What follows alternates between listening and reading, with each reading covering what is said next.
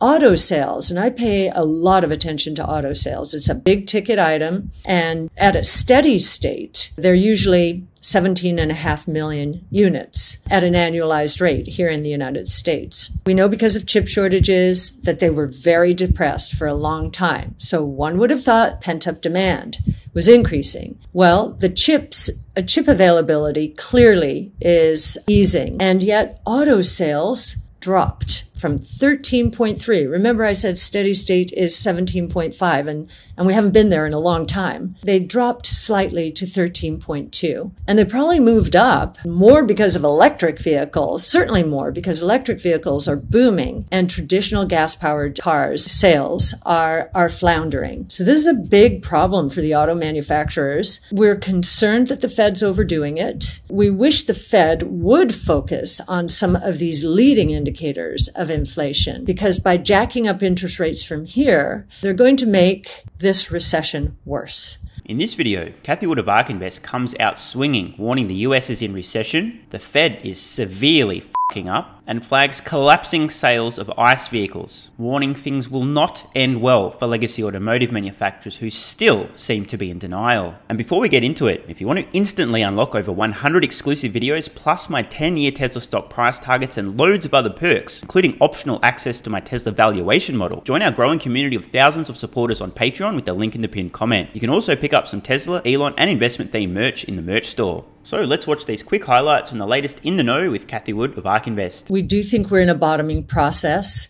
I know it's frustrating, and I've been in many of these markets. These are bear markets. Anything down more than 20% is a bear market. And at the turning points, it just seems so frustrating. But stick with me as I'm going through the usual drill here, and I want to give you a sense of why we think we're bottoming. Just a quick note here, while many people are still fearful, panicking, concerned, worried, Cathie Wood suggests that she believes the market is currently bottoming. Only time will tell. Nobody actually has a crystal ball, so we'll have to wait and see. But if I were a betting man, I wouldn't be too surprised if she's right. However, I don't actually really give a flying f*** about the stock market, given the fact that I only own a single security, Tesla stock, literally all in, and they're executing near flawlessly. What's happening in the wider market is completely and utterly irrelevant, other than, of course, how it may potentially impact the price of Tesla stock while I continue to accumulate. As I've mentioned in the past, it's absurd to me that if the entire market is crashing or bottoming or growing or surging, that can massively affect how people are valuing individual companies instead of, wait for it, crazy idea, paying attention to their actual execution and the numbers, which are the things that really should matter. Now, don't get me wrong, I do understand the idea of valuations and multiples. Oh my God, people scared, inflation, multiples come down. I understand why this happens, but it doesn't make any fucking sense. I just want to underscore that. It makes no fucking sense. This is a very valuable lesson in understanding that the stock market, while it may be an interesting and sometimes pseudo-accurate proxy for a company's execution, it's rarely more than that. Case in point, if you're curious, look what's happened to Ford, Government Motors, Volkswagen and Toyota stock over the last, say, 12-18 months versus their execution and how much closer they're inching toward bankruptcy. Then do the same for Tesla. Watch Tesla stock over the last 12-18 months during the same period of time. Compare that with their execution, the financial signals, the numbers, and I think I've made my point. And what the tug of war is out there, and how the evidence is piling up that we are probably moving into a deflationary environment. We're getting real numbers now. This is not just a hypothesis. In my career, during most difficult times in the market, recession times, I know there's a big debate as to whether we're in one or not. And I know there are perhaps political dynamics at work suggesting that no one wants a recession in a midterm election year. Now, for those of you who missed the nuance here, Cathie Wood pointing out in the most delicate way possible what I've been saying in much more accurate terms. For those who are unaware, the current administration is actively gaslighting the American public. The official White House website recently redefined what a recession is, literally changing the very fucking definition. Well, most people used to say it was this, but actually that's not really true. Now, why on earth would the White House website make an updated post about what is a recession, an attempt to redefine what a recession actually is, despite a very well-established definition, 2 consecutive quarters negative GDP growth? Why on earth would the White House be attempting to redefine what a recession is when all the evidence is piling up that the US is currently in recession? Spoiler alert! So they can say, oh, we're not really in a recession. Please vote for us. Unfortunately, many in the American public, and many anywhere, but we're just talking about the US at this point in time, are that fucking dumb. This is literal gaslighting. Of course, this is definitely the first time anything like this has ever happened, and I don't know why, but for some strange reason, I just wanted to remind everybody, stay at home, do what you're told, it's for your freedom. Something, 2 legs bad, 4 legs good, war is peace, freedom is slavery, something along those lines. Don't think about that too much. But we believe we're in a recession, and I think the evidence is accumulating that the statistics that we're getting fed day to day and to which the market reacts so violently may be very distorted. Let's take a moment here to contemplate the potential implications of this statement if true. If the market is reacting quite violently to certain information and so-called data, but it turns out said information, said data is a little bit distorted, not painting an accurate picture of reality, could that possibly imply that the stock market is presenting some extremely irrational movements in certain securities and asset classes based on an overreaction to inaccurate information, creating some strange distortions and anomalies? Nah, nothing to think about here. Let's just move on. If we're right, then the downturn during the first half of the year, 2 quarters of negative real GDP growth, that downturn might be worse than has been reported. So I've also not been in a period where fiscal and monetary policy during a recession have actually tightened up. Typically, fiscal and monetary policy are contracyclical. In other words, when the chips are down, the economy is in recession, usually fiscal stimulus and monetary stimulus follow pretty quickly. And instead, what we're getting now is the opposite. Now, I'm no economist, nor am I a moron, at least in my own opinion. Make of that what you will. Take what I say with a gigantic grain of salt, but this is kind of an interesting point, something I've been discussing privately for many months. Cathie's right. To distill this into very simple terms, generally speaking, in recession, when everything's turning to dog shit, you'll have fiscal policy that promotes growth to unf the economy. This time around, and it's not just limited to the United States, stunningly, the economy's turning to shit, US is in recession, and rather than interest rates coming down to stimulate economic recovery and growth, they're going up. Now, geez, what are some of the potential implications of that?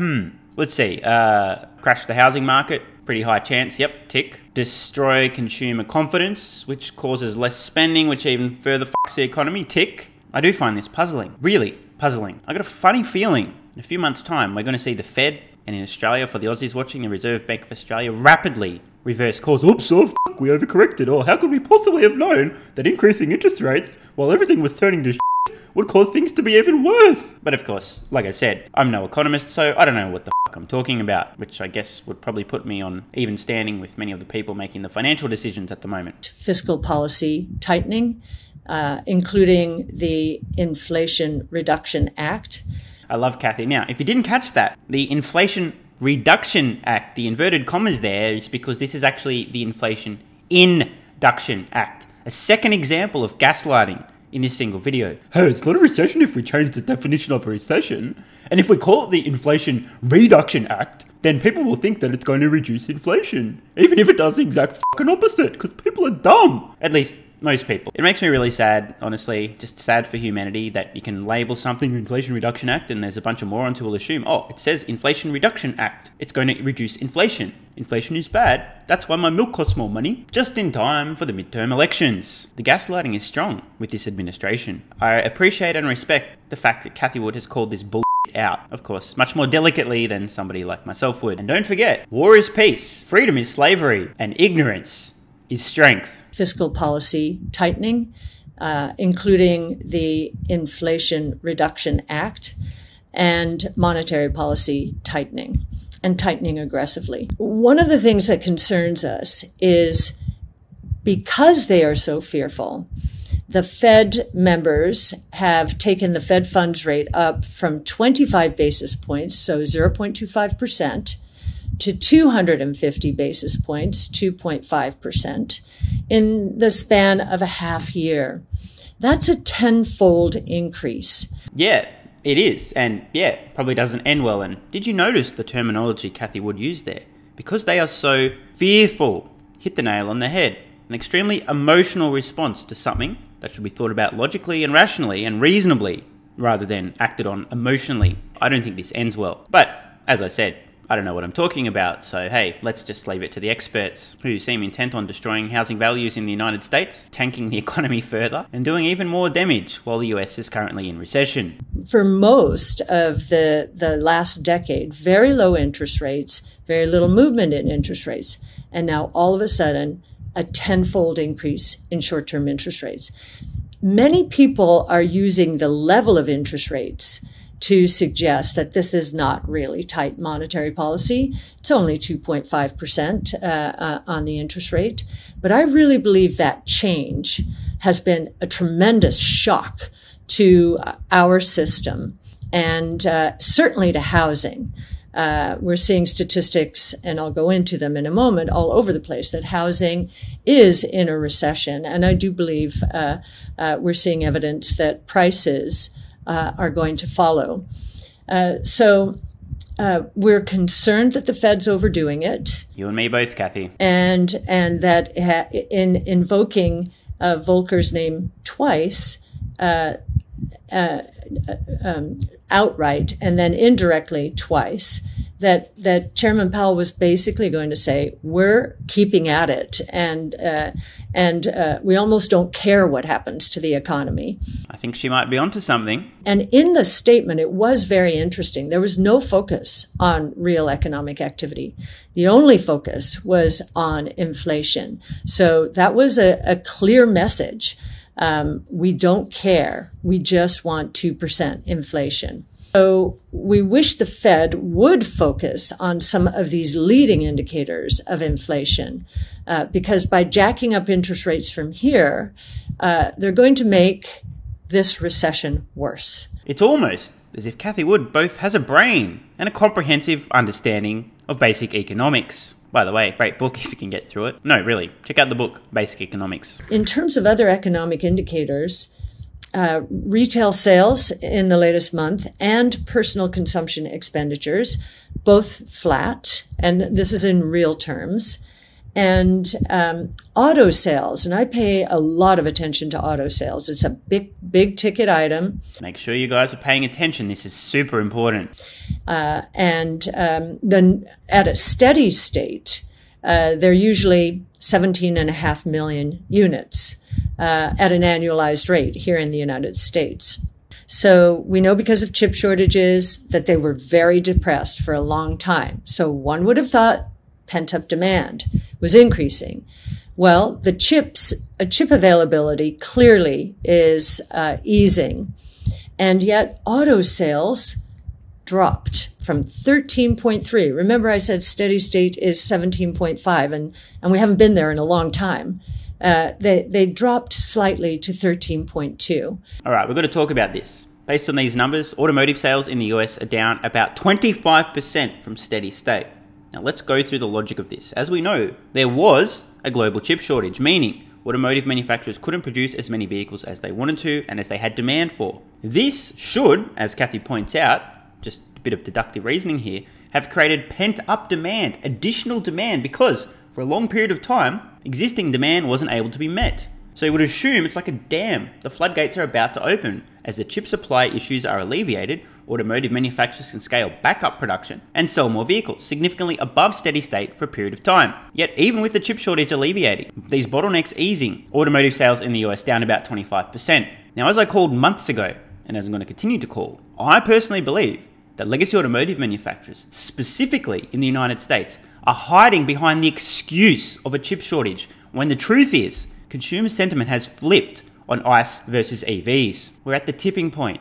Consumers are now realizing, hearing, learning, starting to think, oh, hang on a minute, what about these EVs? Let me check out the numbers. Holy f***, it's that much cheaper to own and operate? Why would I buy an ICE vehicle? I'm going to save up, my next vehicle is going to be an EV. Then of course, most of these consumers do their homework and realize, well, if I have a brain, I'm buying a Tesla. Hence Tesla's insane wait times. Let me frame this differently. The incredible wait times for Tesla product at this point in time, 3, 6+ months in the US, depending on where you are, globally up to 12 or even longer. The extent of Tesla's ridiculous backlog, the ridiculous wait times, compounded and accentuated by their massive price hikes over the last 18 months, up to 35% depending on the model. This is an indicator of demand being stolen away, taken away from ICE vehicles and moving into electric vehicles. Now, I don't know when this will take place, but I believe at this point in time, legacy automotive manufacturers in the US especially are intentionally hiding behind this excuse, scrambling, thinking, holy fuck, this EV thing's happening faster than we thought. What the fuck are we going to do? Make sure you don't tell investors what's actually going on, just blame the chips. But at some point, they're going to have to come out and just say it. ICE vehicle sales are currently collapsing. We didn't realize this was going to happen. If we'd been watching YouTube, we'd probably have known this was coming, but we don't because we're super smart. We don't need to. And so we have decided to immediately scale back production. Also, we have some ongoing financial issues. We're going to need to raise more capital and we're in a little bit of hot water. But don't worry because we're going to keep paying a dividend. And they probably moved up more because of electric vehicles, certainly more because electric vehicles are booming and traditional gas-powered cars sales are floundering. So this is a big problem for the auto manufacturers. They're 90 to 95% of their sales are still gas-powered. Yes, the collapse of ICE sales certainly is a big problem. And as Cathie pointed out, the severity of this problem, this collapse in ICE sales, is being masked by the massive increase in EV sales. Remember, steady state about 25% higher than current US automotive sales, and that's factoring in massive growth in EV sales. If you stripped out EV sales and just look at ICE sales, it is not a pretty picture. And so it was curious for us to see GM reinstate its dividend. You did it, Mary. You led your company to bankruptcy. You idiot. Seriously, guys, we've got to talk about this. Of all the idiotic decisions being made by legacy automotive manufacturers, this is going to go down in history. This looks like an April Fool's joke in August 20th, 2022. Headline on Reuters, GM restores quarterly dividend after more than 2 years. Now, if you're a long-term viewer of the channel, you'll already see the absolute stupidity in this, but let's read on. Government Motors said on Friday it would reinstate quarterly dividend payouts, suggesting the automaker was confident it was past the worst risks from the plague and the economic turbulence of the past several months. The automaker had suspended dividend payments and share buybacks in April 2020 after the global scamdemic, I always mispronounce that, hit sales and impacted production, forcing the company to conserve cash during the crisis. The first dividend, at a rate of 9 cents per share on the company's common stock, will be paid on September 15th, 2022, the car maker said in a statement of unequivocal brain damage. This is not going to age well. Can somebody please remind me after GM's gone bankrupt later this decade that these fucking morons reinstated a dividend, completely oblivious to the amount of capital that they would need to survive the transition to EVs, started paying money back out to investors instead of conserving every spare cent in an attempt trying to survive the decade. I just can't even. This level of incompetence is truly stunning. If there were an Olympics for morons, this would take out the gold medal. Actually, no, I take that back. It might be maybe silver or bronze. After all, we can't forget the whole partnership with the fraudulent company with a fake truck to lure in dumb retail investors and all the red flags that went along with that. Nor the other announced partnership with another fraudulent company, because those also happened and it was under the same incompetent leadership. So I think what I'm trying to say is if automotive companies competed in an Olympics, the goal of which is to make the dumbest possible decisions, Government Motors would be uncontested, winning gold, silver, and bronze medals for their incompetence. You fucking idiots. I swear I totally didn't do any edits to this page. It's legitimate, I swear. GM's severely brain-damaged chief executive, Mary B.S. Barra, cited the company's electric vehicle expansion and domestic battery manufacturing infrastructure plans and said, quote, progress on these key strategic initiatives has improved our visibility and strengthened confidence in our capacity to fund growth while also returning capital to shareholders. I just can't even. Again, please, remind us. When GM's gone bankrupt, come back to this video, put your little timestamp in there so it's easy to find this clip. I just can't even. I'm not sure who's dumber, BS Barra or people who own GM stock and think that these comments actually make sense and that giving a dividend back to investors is an intelligent financial decision. And stunningly, crosstown rival Ford Motor Company has also said in July it would restore its dividend to a pre-scamdemic 15 cents a share. You know, once GM goes bankrupt, I won't be surprised if we find Mary Barra working at Moody's. I think that was Mary Barra's way of showing confidence that they'll be able to transition into the electric vehicle age pretty well. But I don't know. This is a very big shift. She's so delicate and PC in her responses, but you can really read between the lines the body language there, Cathie Wood. In short, allow me to translate. So yeah, Mary Barra is attempting to signal to dumb investors who own GM stock that everything is going to be fine. We're going to be fine. Everything's so fine. We can give you guys a dividend again because everything's going to be fine. My impression is that Cathie can smell a little bit of BS from Mary B.S. Barra. Fancy that. She might even be able to see through the cloud of smoke here. Unlike some of the brain-dead investors that Mary Barra is attempting to deceive. Oh, everything's fine. Here's a dividend. See, nothing to worry about until we file for bankruptcy, that is. Cathie can see through the bullshit and is pointing out this major red flag. At the exact time, government motives should be clinging to every spare cent in an attempt to survive the transition to EVs. Their CEO is attempting to fool investors. Bit of a head fake. Here's a dividend. Nothing to worry about. Does not end well. And I think we'll be shocked at how low inflation goes and how long it stays there. Now, this is good deflation. Falling prices associated with new technologies causes booms in unit growth. We're seeing that in electric vehicles now. Even though the economy is so weak, they're better, faster, cheaper, more efficient, what have you, less of a gas guzzler. And I think that the kind of bull market that is going to come out of this is one that investors dreamed of in the late 90s. They dreamed of it and they acted on it, and that ended badly. Today, because of what happened back then, they're running for the hills. They're running for their benchmarks. And that, I think, will end badly as well. Now, I suspect Cathie's right. Of course, time will tell. But I've noticed a lot of very experienced investors, exactly as Cathie describes. They've been through many downturns, many booms and busts, many bubbles, and this is exactly the same shit. I beg to differ, as does Cathie. I know, the arrogance, this time is different.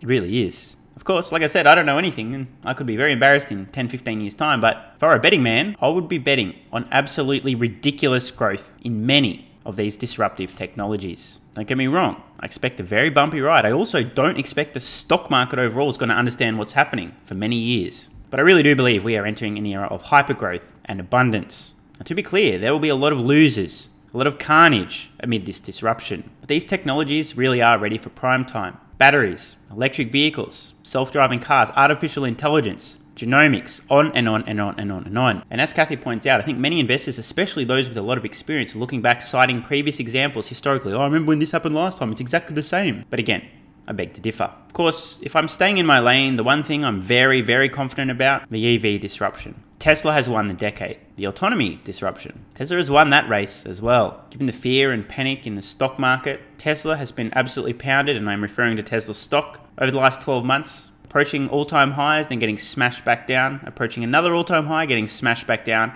on and on and on and on and on. I don't know how much longer this will last, but my suspicion is not forever. So to recap today's video, clearly the US is in recession, even if the definition of recession is now whatever we want it to be, therefore it's not really a recession because we changed the definition, you silly motherfuckers, believe us, you're so dumb. And of course the Inflation Induction Act is certainly going to do its job. Legacy automotive ICE vehicle sales are literally in free fall, collapsing. Yet automotive manufacturers, the geniuses at GM, here's a dividend everybody, here we can give away money. The transition to EVs is going to be fine. We don't need to invest insane amounts of capital. We're not going to be fighting for our life. Everything's fine. Here's a dividend. We're smart. And amid all the turmoil, Tesla still continues to execute near flawlessly, and the stock market is failing to give them credit for doing so. Something to consider. And lastly, don't forget you can support the channel by joining Patreon with the card in the corner or the link in the pinned comment. You'll instantly unlock well over 100 videos, loads of other exclusive content and perks, including up-to-date access to my Tesla stock price targets out over the next 10 years. So, see you over on Patreon.